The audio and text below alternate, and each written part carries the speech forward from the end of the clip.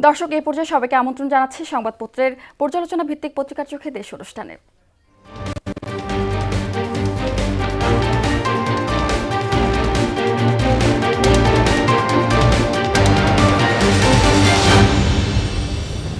দর্শক, অনুষ্ঠানে আজকের অতিথি মোহনা টেলিভিশনের যুগ্ম বার্তা সম্পাদক নাসিরউদ্দিন।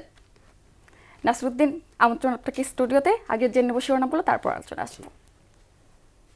শুরু করব প্রথম আলো দিয়ে। হঠাৎ করে বাড়ানোর উদ্যোগ, খরচ বাড়বে মানুষের।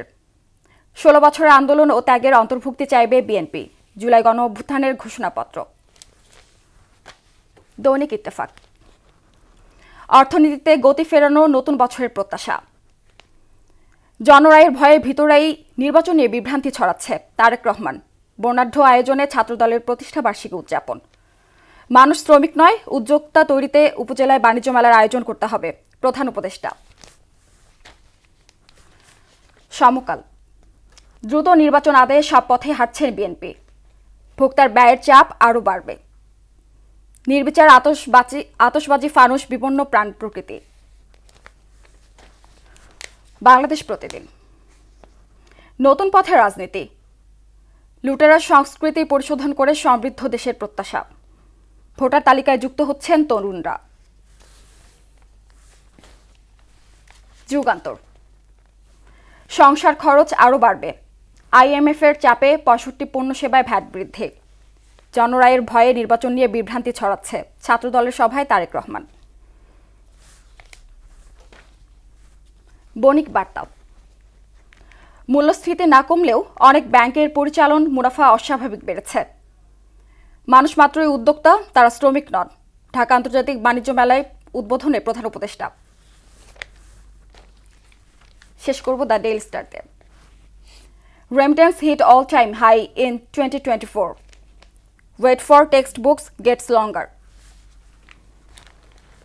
আমরা শিরোনামগুলো দেখে নিলাম। প্রথমে যে বিষয়টি নিয়ে আমরা আলোচনা করব, প্রথম আলো একটি শিরোনাম করেছে, হঠাৎ কর বাড়ানোর উদ্যোগ, খরচ বাড়বে মানুষের। বিষয়টি কিভাবে দেখছেন? গতকালকে উপদেষ্টা পরিষদের সভায় এই বিষয়ে একটি খসড়ার অনুমোদনও দেওয়া হয়েছে, মূল্য সংযোজন কর।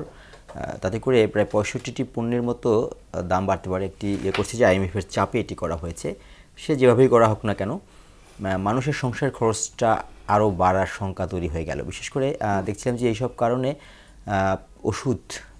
ওষুধ তারপরে দাম বাড়বে, গুঁড়া দুধ এর দাম বাড়বে, সস সহ বিভিন্ন ক্ষেত্রে, এবং কি পোশাক কিনতে গেলে, বিশেষ করে ব্র্যান্ডের পোশাক, সব ক্ষেত্রে না, ব্র্যান্ডের পোশাক, সেখানে যে কর দিতে হয় পোশাকের যে এগুলোতে আউটলেটগুলোতে, সেখানেও বাড়বে। তবে সব মিলিয়ে নিম্ন মধ্যবিত্ত তাদের জন্য আবার এক ধরনের চাপ তৈরি হওয়ার পথে।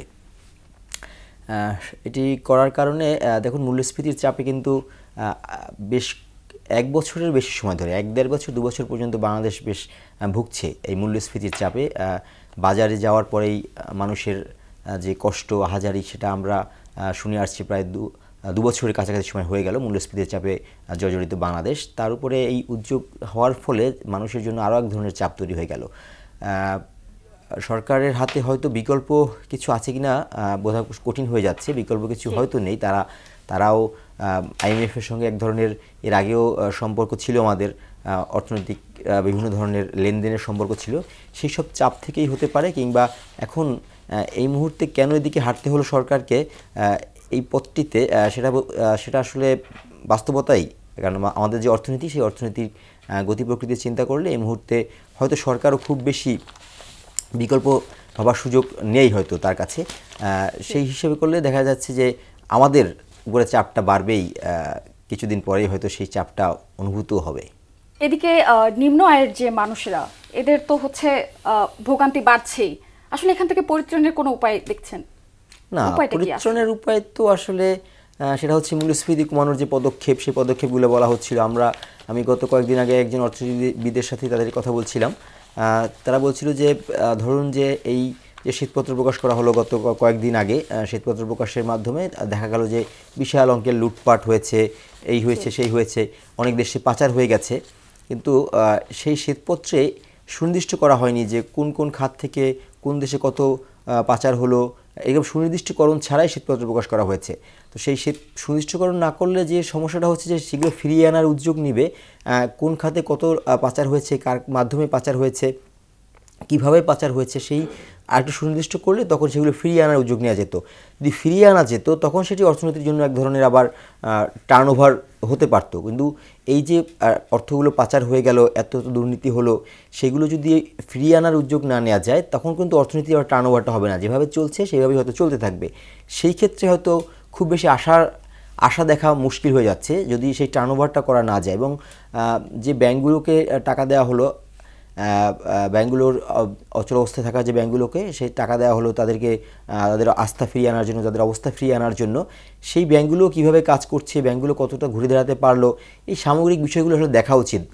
দেখার পরে অর্থনীতিটা ঘুরে দাঁড়াতে পারবে কি, কতটা কী কী পদক্ষেপ নেওয়া উচিত সেগুলো দেখা উচিত। না দেখা পর্যন্ত আসলে মানুষকে স্বস্তি দেওয়ার জন্য এখন এই সমস্ত অর্থনৈতিক কোন কোন সংস্কার, কোন কোন জায়গাতে টাকা দিলে কিভাবে টার্নওভার ফিরে আসবে সেগুলোকে নিয়ে এখন পরিকল্পনা করা উচিত আসলে। জি, আমরা একটু নির্বাচন প্রসঙ্গে আসবো। সমকাল একটি হেডলাইন্স করেছে যে দ্রুত নির্বাচন আদেশ সব পথে হাঁটছে বিএনপি। এখানে সংস্কার আগে না নির্বাচন, মূলত এটা নিয়ে দূরত্ব, এই বিষয়ে কি বলবেন? সংস্কার আগে না নির্বাচন আগে? হ্যাঁ, বিএনপি সব পথেই হাঁটছে।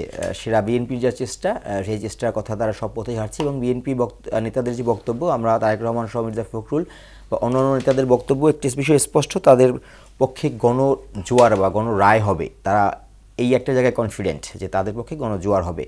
আসলে সেই কনফিডেন্ট হওয়াটা খুব বেশি অযৌক্তিকও না, কারণ আমরা যেটা দেখছি বাংলাদেশের এতদিনের যে কালচারাল বলতে পারি কিংবা মানুষের যে বোধ, সেই জায়গাতে দেখলে মনে হয় বাংলাদেশে আসলে দুটো বড় রাজনৈতিক দল এখানে আসলে সবসময় গেম প্লে করেছে এবং জনগণও সেই দুটি রাজনৈতিক দলের সঙ্গেই তাদের আস্থা বা অনাস্থার জায়গাটা রেখেছে, আওয়ামী লীগ এবং বিএনপি। এই মুহূর্তে আওয়ামী লীগ যেহেতু মাঠে নেই, সেই অর্থে সেহেতু বিএনপি সবচেয়ে বড় এখন নির্বাচনে গেলে তারা সবচেয়ে বড় অবস্থান তারা থাকবে। তবে এর মাঝখানে কিছু বিষয়ে গড়িয়ে পড়েছে, সেটা হচ্ছে একটি হচ্ছে জামাতও মনে হয় যেন এবছর এই সমসাময়িক সময়ে জামাতের তাদেরও একটা বড় ফিল্ড আছে, রাজনীতি বলি কিংবা নির্বাচনে হলেও ফিল্ড আছে। সেক্ষেত্রে বিএনপি ও জামাত একসময়কার মিত্র, এই মুহূর্তে তারা দূরত্ব বাড়ছে। ওই যে বিএনপি জামাত বাড়ছে দূরত্ব, হ্যাঁ দূরত্ব বাড়ছে মূলত জামাত যেটা বলছে যে তারা সংস্কার হোক বা এই অন্তর্বর্তী সরকারের কিছু কার্যক্রমে তারা আস্থা রাখছে, তারা যখন নির্বাচন দিবে তখনই তারা নির্বাচন চায়। জামাত এখানে আগেভাগে নির্বাচন করতে হবে এমন বক্তব্য এখনও পর্যন্ত জামাতের কাছ থেকে পাওয়া যায়নি। তাদের অবস্থানটা হচ্ছে অনেকটা এরকম, সংস্কার শেষ হোক তারপর নির্বাচন হবে। কিন্তু বিএনপি দ্রুত নির্বাচন চাচ্ছে। মূলত বিএনপির যে জায়গাটা, আসলে বিএনপি এখন আমার কাছে এটা মনে হয় যত দেরিতে নির্বাচন হবে বিএনপি হয়তো যে ধরনের ইমেজ বা এতদিন বিএনপির হাতে ছিল এবং নতুন নতুন রাজনৈতিক দল আসার যে প্রেক্ষাপট বাংলাদেশে এখন দেখা দিচ্ছে, ছাত্রদের মাধ্যমে নতুন দল আসতে পারে, এই সব কিছু মিলিয়ে বিএনপি চাওয়াটাই তাদের পক্ষ থেকে এটাই উদ্দেশ্য যে যত দ্রুত নির্বাচনটা হবে তত দ্রুত তাদের হয়তো যে তাদের যে উদ্দেশ্য, নির্বাচনের উদ্দেশ্য বা রাজনীতির উদ্দেশ্য তো আসলে সরকার পরিচালনা করা, দেশকে পরিচালনা করার একটা স্বপ্ন থাকে। সেই স্বপ্নটা তাহলে তারা হয়তো এখন যত দেরি হবে সেই স্বপ্নটা তত বেশি ধূসর হয়ে যাবে বা দূরে সরে যাবে। এই জন্য যত দ্রুত সম্ভব তারা সব প্রেক্ষাপট, সব স্টাইলেই তারা চেষ্টা করে যাচ্ছে যেন নির্বাচনটা দ্রুত করা যায়। সংস্কার তারা বলছে সংস্কার হবে না সেটা কিন্তু বলছে না, সংস্কার হবে, তবে সেটা নির্বাচিত সরকারের মাধ্যমে। তবে অন্তর্বর্তী সরকার কিংবা এই যে ছাত্র আন্দোলনের সঙ্গে যারা সম্পৃক্ত, যারা বৈষম্য বিরোধী ছাত্র আন্দোলন, তাদের যে চিন্তা, যেহেতু এই বাংলাদেশের যে এখন নতুন বাংলাদেশ তার হাত ধরে এসেছে, মূলত ছাত্রদের হাত ধরে এসেছে, তাদের চাওয়াটাও এখানে গুরুত্বপূর্ণ। কারণ তারা যে প্রেক্ষাপটে বা যে অবস্থা নিয়ে এই দেশকে স্বাধীন বলা হচ্ছে বা নতুন বাংলাদেশের কথা বলা হচ্ছে, যে অবস্থা নিয়ে তারা এটা করেছিল তার মূল উদ্দেশ্যই ছিল একটি সংস্কার বা একটি যৌক্তিক সংস্কার, সেটা আসলে আসতেই হবে। জি নাসির, আমরা প্রত্যাশা রাখছি যে খুব দ্রুত নির্বাচন হোক এবং সংস্কারও হোক। আমরা শেষ করব এবং ধন্যবাদ আপনাকে।